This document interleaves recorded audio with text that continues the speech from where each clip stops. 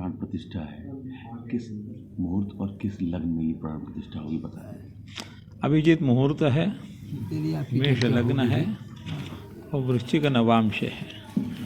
उसमें रोगबाण, राजबाण, मृत्युबाण, चोरबाण और अग्निबाण, ये 5 बाण में से कोई भी नहीं है।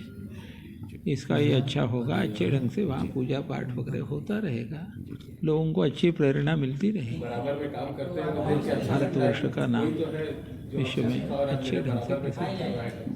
धार्मिक अनुष्ठान में क्या कुछ वहाँ महत्वपूर्ण रहेगा उस दिन?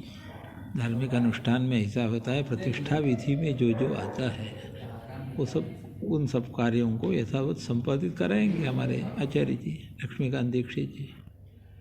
उसमें ये होता है कि कई जगह से जल ला करके जलों से मूर्ति का स्नान होता है, उसको स्नपन कहते हैं।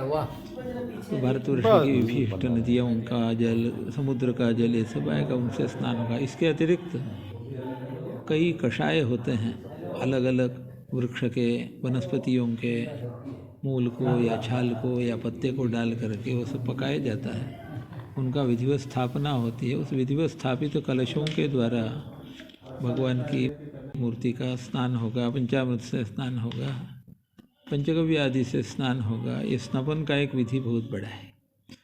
इसके अतिरिक्त प्रतिष्ठांग में एक जलाधिवास, धान्याधिवास, शय्याधिवास ये मुख्य है, और संभोगाद और भी अधिवासन करते हैं। हयशीर्ष पंचरात्र में इसके अतिरिक्त भी कुछ अधिवासन बता है, लेकिन मुख्य रूप से जलाधिवास। जलाधिवास माने मूर्ति को जल में रखना।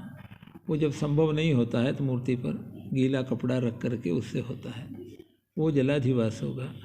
उसके बाद धान्याधिवास होता है, अन्न पर भगवान रखे जाते हैं, कच्चे चावल वगैरह इन पर। इसके बाद भगवान को सुला दिया जाता है, उसको शय्याधिवास होता है। ये एक प्रधान अंग है। पुष्प आदि का जो अधिवासन है वो भी अतिरिक्त है, जहाँ जहाँ यथासंभव होगा।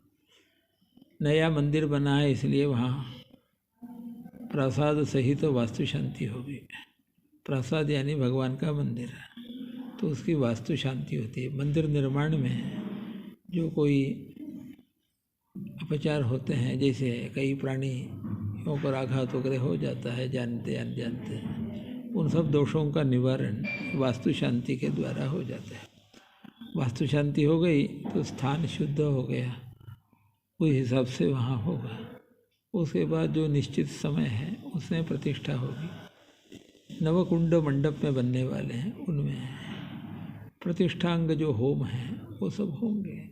वहाँ जो ब्राह्मण लोग जुटेंगे वो करेंगे। वेद पारायण होगा, रामायण पारायण होगा, अन्नदान वगैरह होगा। गुरु जी, आपने बताया अभिजीत मुहूर्त और मेष लग्न होगा। हाँ। तो एक बड़ा महत्वपूर्ण सवाल ये उठता है कि प्रतिष्ठा, प्राण प्रतिष्ठा रामलला की हो रही है। हाँ। इनके प्राण प्रतिष्ठा के लिए भी शुभ मुहूर्त और शुभ लग्न की आवश्यकता पड़ रही है। हाँ। इसका क्या महत्व, क्यों आवश्यकता पड़ी, इसका क्या महत्व? भगवान ने जो आज्ञा की है आगमक शास्त्रों में, उसके अनुसार चलता है। आगमों के प्रवक्ता भगवान शिव हैं, भगवान नारायण हैं।